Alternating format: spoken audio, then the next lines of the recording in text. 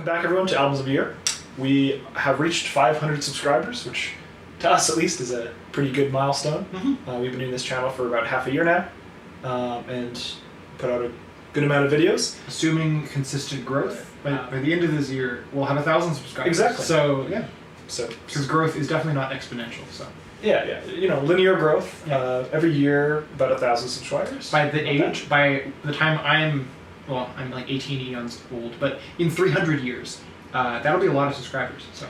Just, you do the calculation, figure out how long it will take to get to PewDiePie levels of subscribers. True. That's how long we'll do the channel. You know? So, as in celebration of 500 subscribers, I guess, we are going to do a highly requested album on this channel, and that is another Nirvana album. So we're going to be reacting to Nirvana's debut album from 1989 called Bleach. We got a lot of recommendations. You can, if we're techy enough, we can show them all popping on the screen. Just screenshots of them, but tons of recommendations for this. So I hope it's not like they all gave recommendations and then because we didn't make the video, they all unsubscribed and will never see this. Could have happened. It's possible, but I hope if you gave a recommendation, I hope you're satisfied. And I hope you like our reaction, because neither of us have heard this album somehow. I mean, we had listened to Nevermind, and then In Utero was our first listen for both of us as well. I guess we haven't really been big Nirvana heads, but I mean they're a good band, and I think we both enjoyed both albums we've heard by them, especially In Utero actually. Yeah, for sure.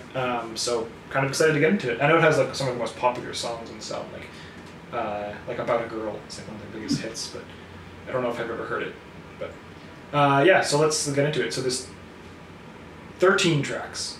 It's about a 43-minute album. First track is called Blue, as in Blue a Kiss, not Blue the color. Oh.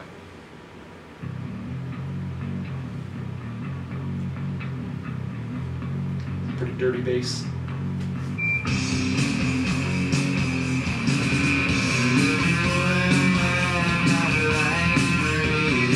I like how his voice is approximating the guitar line. True. What's that mean? I would like to blue.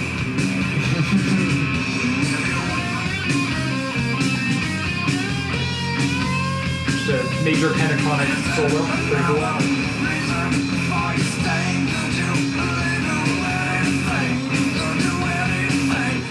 like that start-stop drum.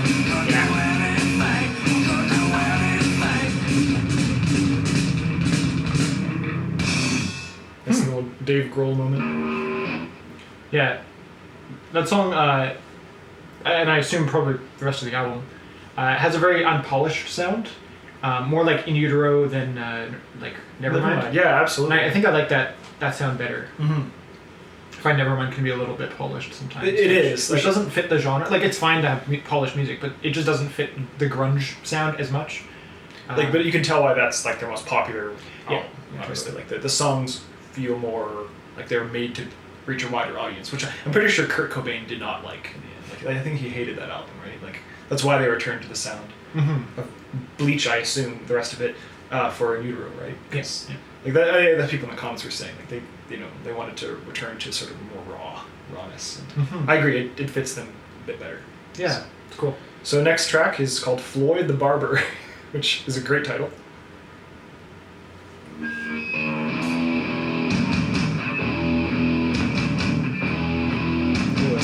It's a dark intro.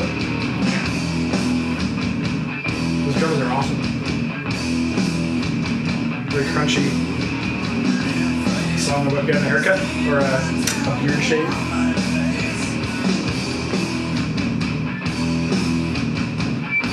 This is a great kind of groove. Yeah. Very intense. The vocals are very punk. Yeah. I see. He's not getting a haircut.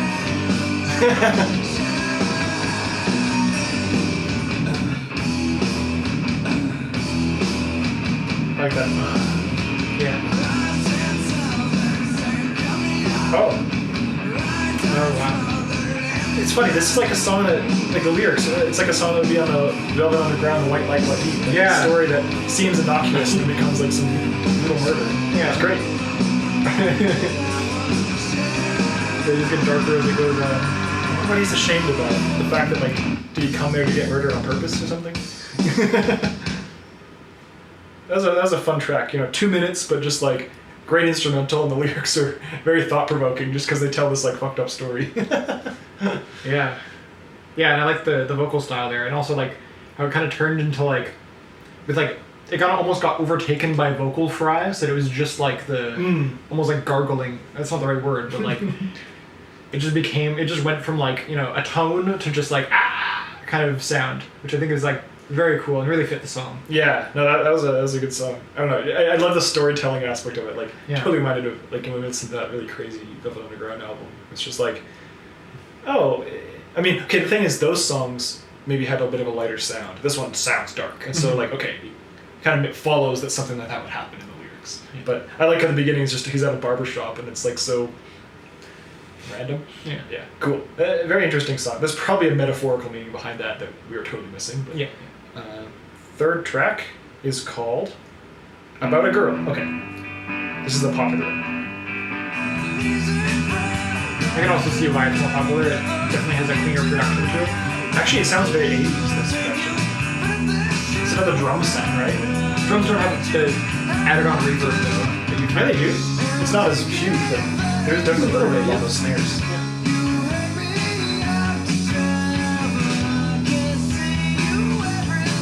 The vocals are a little more like the bottom. Or, never mind. Sounds like there are, like, two vocal layers there, almost going back and forth. But I like how one of them is saying I do, which is like what you say when you get married. Yeah. It's obviously like a first date, or a second date. Yeah. This song and the vocals, I totally get the reason why, like, Tom York's early singing was compared to Kurt Cobain, because this has a Pablo Honey sort of sound to it. Yeah. It's like slightly whiny, slightly kind of like growly, angsty. That was a good song, by the way. I find it a little bit simple and compared to the first two. It didn't feel like it. Yeah, it didn't feel like it really went anywhere, but it was cool. Yeah, to compare to the first two is not the most daring or experimental or whatever, but I really liked the middle part with just the guitar solo and the groove. Yeah, that's cool. Like, it was good, and the lyrics I find were fun. So, yeah, very short song actually, less than 30 minutes. So next is called School.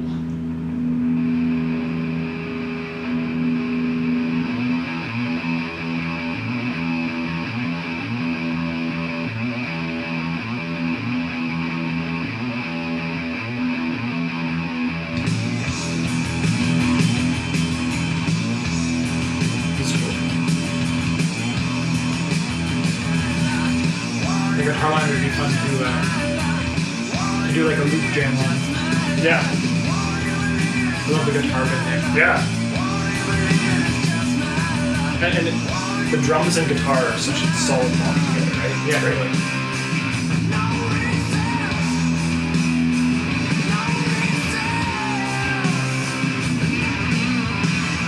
I'm really liking the guitars in the song. Yeah, it's a wild guitar solo.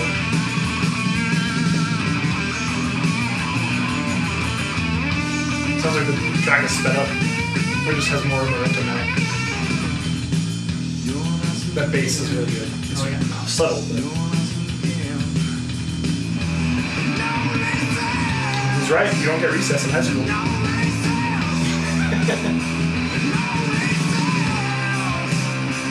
At least not in Canadian schools.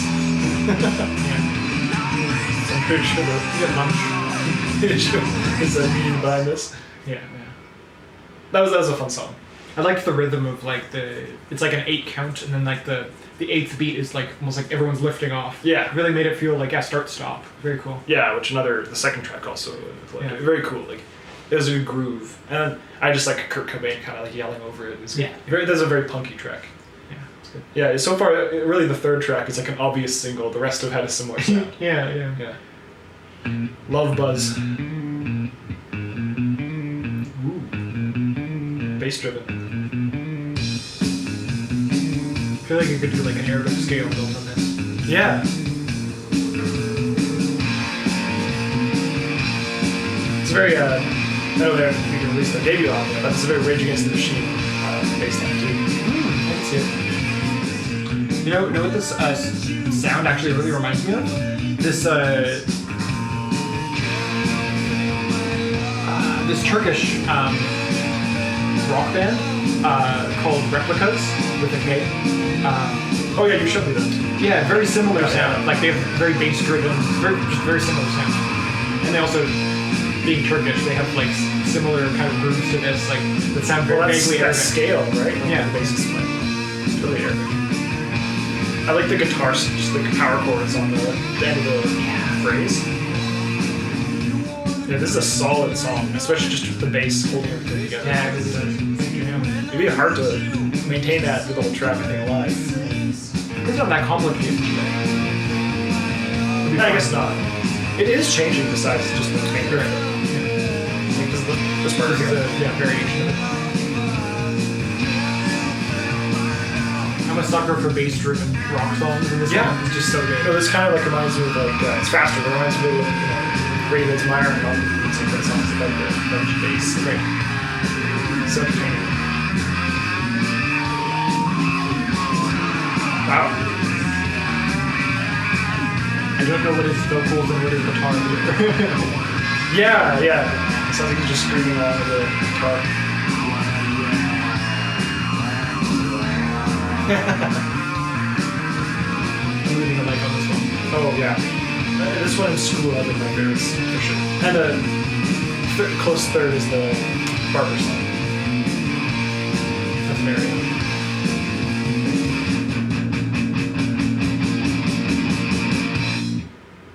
Yeah, that was a fun one. I felt like the first two, maybe 3 tracks, felt like kind of unfinished. Like they were just kind of like ideas. This one, oddly enough, feels like it had a similar mindset coming in. Like they had an idea, like a certain groove, and then they kind of jammed around it. But it did feel like a full song. Like they really fleshed out the idea and like jammed around it and moved and had variations and stuff, and then came back to it and like they did a lot with this idea. I feel like it was a very full track. Yeah, it is the longest track so far too, because that probably helps. But like, despite that, only 3.5 minutes. But that felt like the most fully formed song so far too. Yeah. Next we have Paper Cuts. Oh no.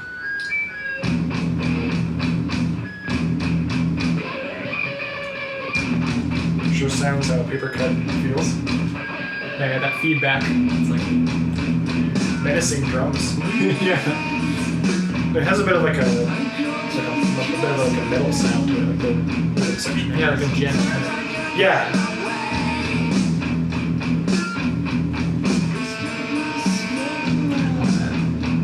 The guitar is really cool in this one. Yeah. This song, and I don't know the whole song, but so far, and the last track, the vocals are very second, kind of very background. Absolutely. I like this chorus part. It's very haunting.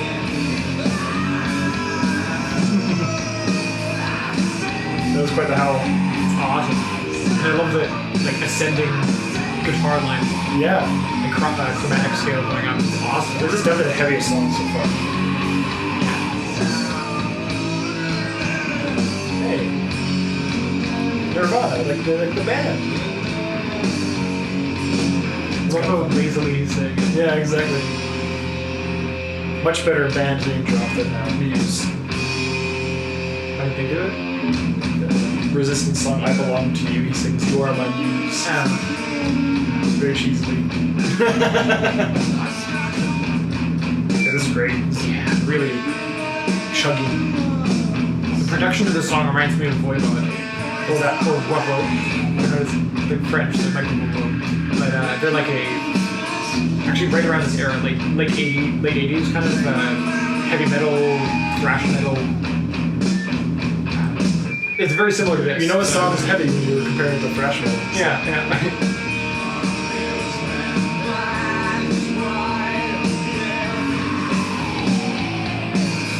Like a metal growl. Like Scream, yeah. Yeah, true. Yeah, it's not like the deep growl, it's like high growl. Yeah.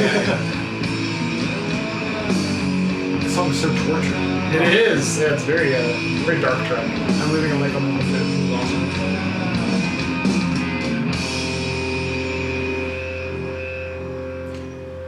that would have been awesome live for sure. Yeah. I'm sure people in the comments will recommend live performances again now that I said that. And, I mean, great, because like that song would be so heavy, like to hear live. What year is this? Oh, okay, this was 1989. Yeah. So my favorite Voivod album was actually from the same year. So that actually makes a lot of sense. That kind of sound was popular this time. I don't know. In the underground. Yeah, I don't know if like there necessarily would have been a crossover between French bands and. They're like American Quebecois, bands, I think. Oh, I see. Okay. Oh, so French Canadian. Yeah. Okay. Yeah, maybe. Yeah. Cool. I mean, definitely was a time when music was getting darker and edgier because the '90s was all about that. And the late '80s, like I've listened to a couple albums from the late '80s, and just like it's a really different sound in the mid and early '80s. Yeah. Right. Yeah. Negative Creep is the next track. Funny. Pixies Doolittle came out this year as well. But like, even though they're both grunge, it's very different like sound. absolutely opposite sides of the grunge spectrum. Yeah. This is definitely much heavier album. Yeah, Doolittle is just fun and like goofy. Yeah. These are great lyrics. Yeah. Also, another really heavy track.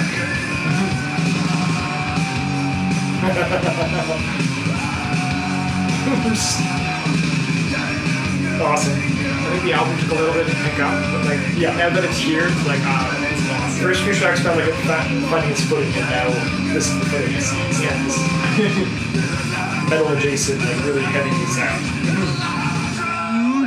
I love the guitar bends, like where just everything comes off and it's just the guitar bending. It's so cool. Oh my gosh. It's a very different vocal style too. It's like an accent to it. It's like slurred. Yeah. He's drunk. Kind of makes it even kind of more unsettled. Yeah.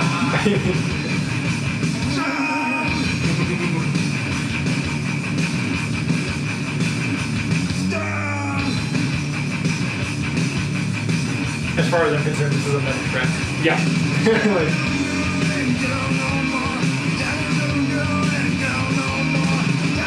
Like those drum fills are really fast. Also, the drums are just in general really energetic in the song. and the guitar line is like very. Yeah. Really heavy track. But yeah, Dave Grohl really killing it on this track. Yeah.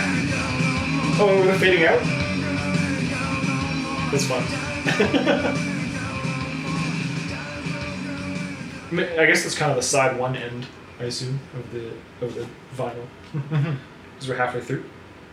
Next track is called Scoff. But first off, that was a great streak of tracks, I think, from School to that one. Yeah. Those last four, really good. I really like this like heavy punk metal sound. Like it's Yeah. awesome. And it fits the album cover really well. Yeah, totally. It's a very fun album cover, just them with like negative colors. Yeah. And I like how the album title is in quotes. Yeah. Don't know what it means, but it just has this like sarcastic energy to it. It does. Alright, so next track, Scoff. There's this very metallic sound to the guitar. It's like cutting sheet metal.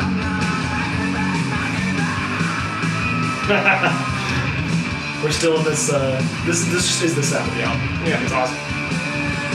It's weird that In Utero is their third album, because I feel like if it was like this, In Utero, then Nevermind, that would feel like a more natural progression. Yeah. But I like how it's like this, quite raw, Nevermind, quite polished in comparison, and then In Utero in the middle almost. Yeah. Though the end of Nevermind is definitely more like this now. Yes, the second side, and also like some songs in Utero were also polished. So, But those ones did feel more out of place, yeah. Whereas in Nevermind, the more chaotic ones, like the closer, I think, it's like this is out of place. This is crazy, right? yeah. I love that. Continues the sound of him just drunk. Yeah, in the last track.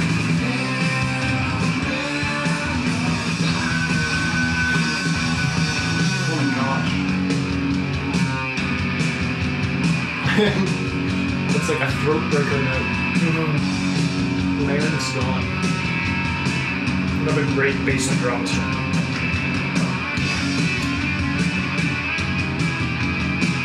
I like how the guitar solo is picking like kind of the most dissonant notes in the scale. Yeah. Yeah, it's going up to a major when everything else seems to be in a minor. Yeah.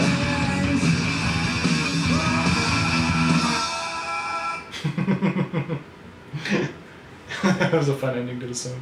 The song was definitely simpler. Yeah. And it just kind of like two parts to it that it went back and forth between. But it was like, each part was pretty cool. Like, yeah. I especially liked the chromatically descending bass line that. Yeah. It's like this keeps really cool groove to it.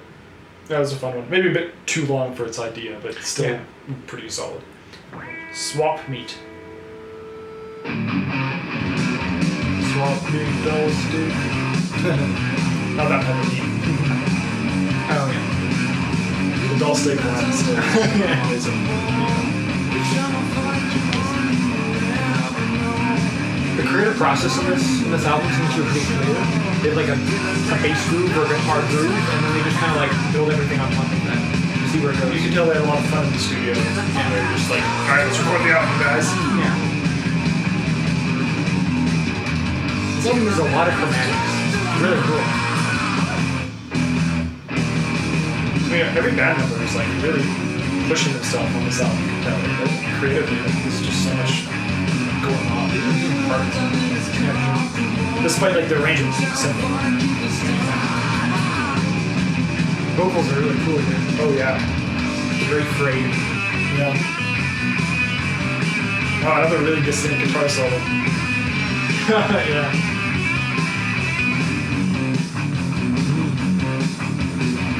I love that muted distortion that they have. Muted guitar, but with distortion. It sounds like a subdued growl. Really good. Yeah. That main guitar riff is just not that bad. It's so cool. Yeah.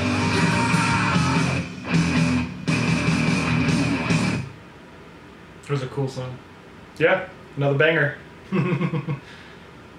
Yeah, like this whole middle section of the album has been so high energy and so like heavy and like has had so much, I don't know, like distortion and insanity. That one was a little more fast-paced too. Like it was. Yeah, It had a real drive to it.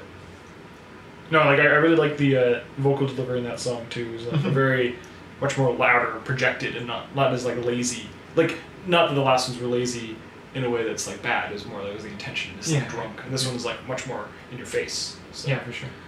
All right, Mr. Moustache is the next track. I like that faded. The drums running after you. Even faster than the last track. Yeah. Well, the vocals are different. This could be a better track. Yeah. These lyrics. There's like a Bible verse, like at least reference to Bible verse.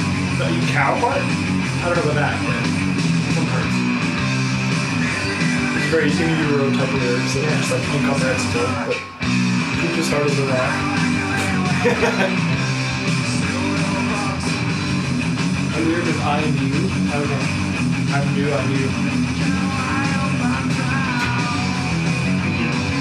In the comments, if you know what this song is about, please share. Yeah, this is one I have no idea.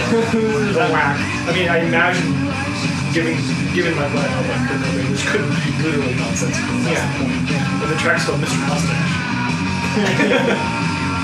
Is it Mr. Moustache one of those like Mr. Men? From like maybe that was after this. I don't know how old Mr. Men is. No, there's your Mr. whatever, Mr. whatever. I'm pretty sure Mr. Moustache is one. Right. As hard as rock around. The Batman really messed up by not putting this song in instead of something in the way. Imagine playing the view of this one instead. It wasn't really the, I'm telling you, it was not the vibe at all. no. Like, this is so fast-paced and intense. Now, if in like a Marvel movie or something, they wanted to play like this during a fight scene, that would probably be better than like the, stock. Oh, he's playing symphonic Immigrant orchestral Song or whatever by Led Zeppelin? Yeah. Whoa, slow down. Ooh. Diminuendo. Nice. Yeah, they always play immigrant song or just normal orchestral intense music. Yeah. the blaring horns. It's like it was Yeah, really cool I if mean- they played this kind of stuff. Yeah, Immigrant Song was only in Thor Ragnarok, which was like the point of it was like that was Yeah. like a theme song, I guess. But they did overuse it a bit, and in the new Thor movie as well, they use like the same like I think they use the same songs like a couple times. Like it was, yeah, a bunch of like kind of classic new wave of British heavy metal tracks to fit the aesthetic of it.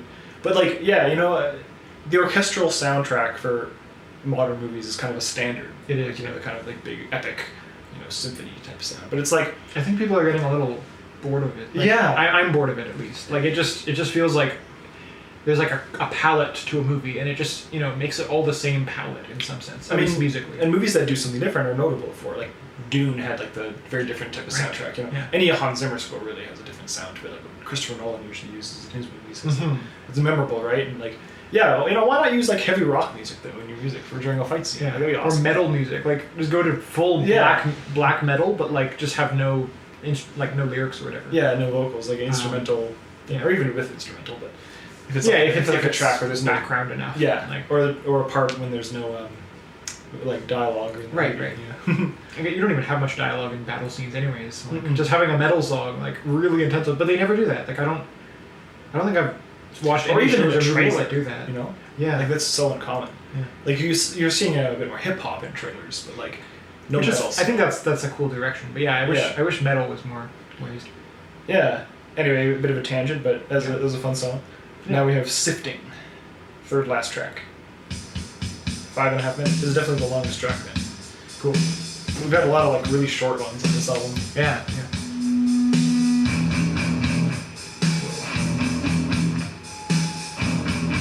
I like that bit of feedback. Yeah.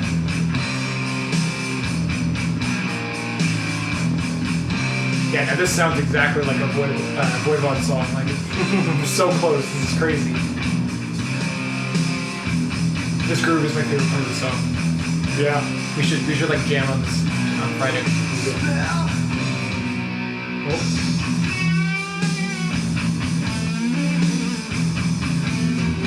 It's that whining guitar in the background. It's great.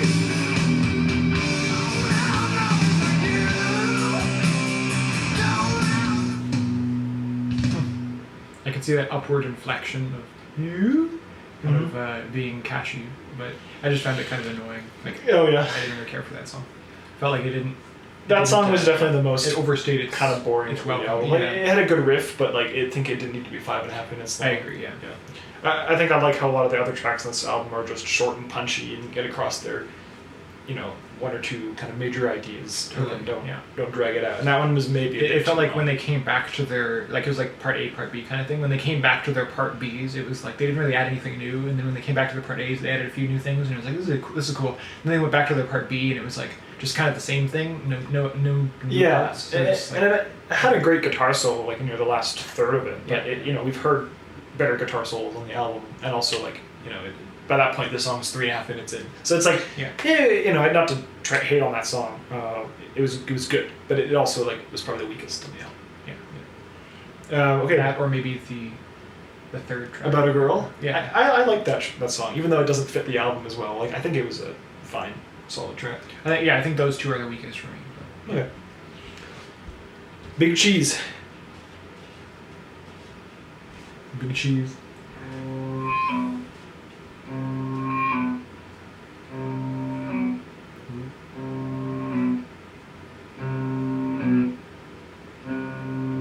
Very sparse, but you know it's gonna kick off.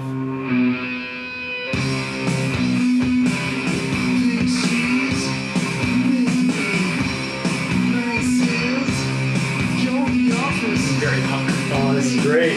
Yeah, the lyrics and the delivery is so sneery. Yeah.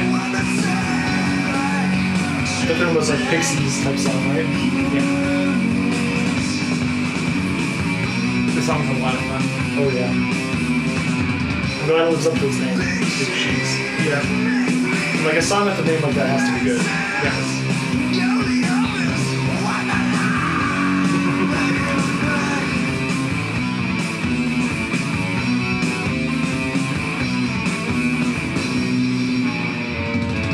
Leave a like on that one. Yeah, that was easily a highlight on the album.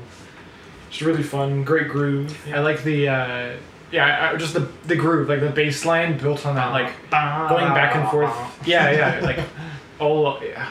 It's just really cool how they integrated like the diminished second there, because like you don't usually have that interval, but it adds a lot of tension, right? And they just kept going on that. It was built around. Yeah, a lot of tension in that song. Really fun lyrics, great delivery, kind of snide sort of like bitterness in that song. And there's just a lot going on, like several guitar layers that were really working well together. Yeah, and Dave Earl's drumming just going all over the place. Yeah, really, really good song. Yeah, that was cool. So now the last track, Downer, is only 1 minute and 43 seconds. Cool. But here we go. I think it's the last track. Let's verify that. Yep. Cool. Here we go. Fast. Wow. Very fast. Yeah. They gotta fit a whole song in 1 minute and 40 seconds. Absolutely. It's not short for lack of content. Yeah. It's just like they put 1.5 speed on the song. And we're 180, 170 tempo. Awesome.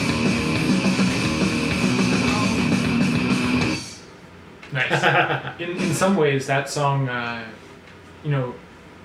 almost came around to the beginning, because at the beginning, the vocal layers were essentially mimicking the guitar line, and they were like doing it together. And in that song, they did it too for like the chorus, if you'll call it that.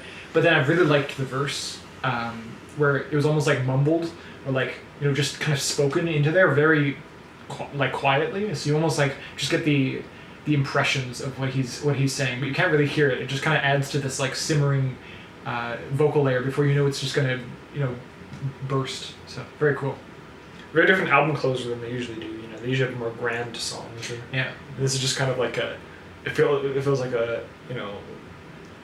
it feels like an anti-ending for the album, I guess, which is perfectly in tone with the rest of the album. So awesome. It was really good.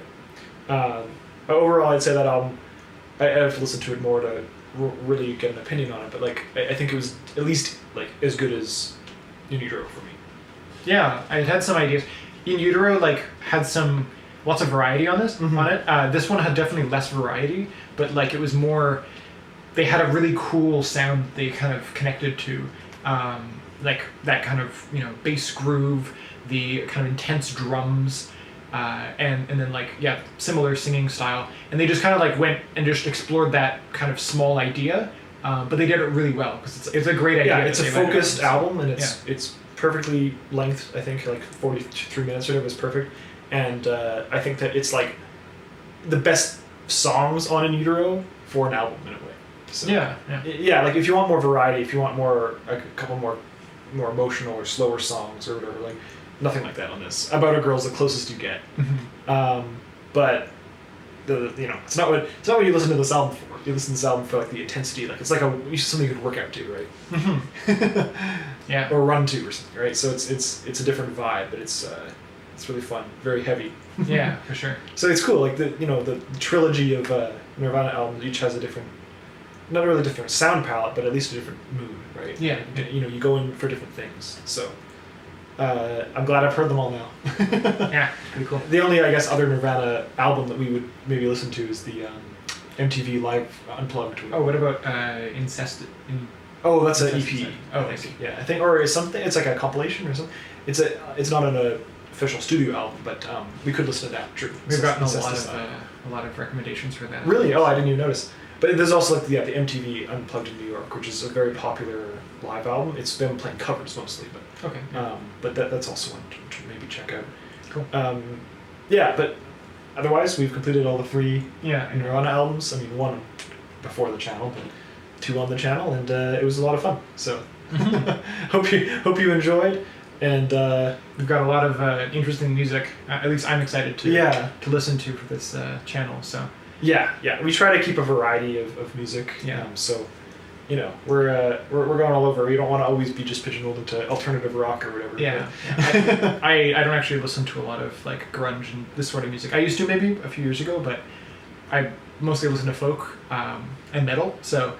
It's, I listen to rock, but not necessarily like this style in specific. But this is like one of those classic albums, classic bands. Yeah. Right? I like to make sure I've at least heard all those kind of once. Yeah. So, but stay tuned for more content. Doing a lot more reactions I think to come. and then eventually we'll do a video on a certain year. This time in the '60s, but that'll be in a while. So Yeah.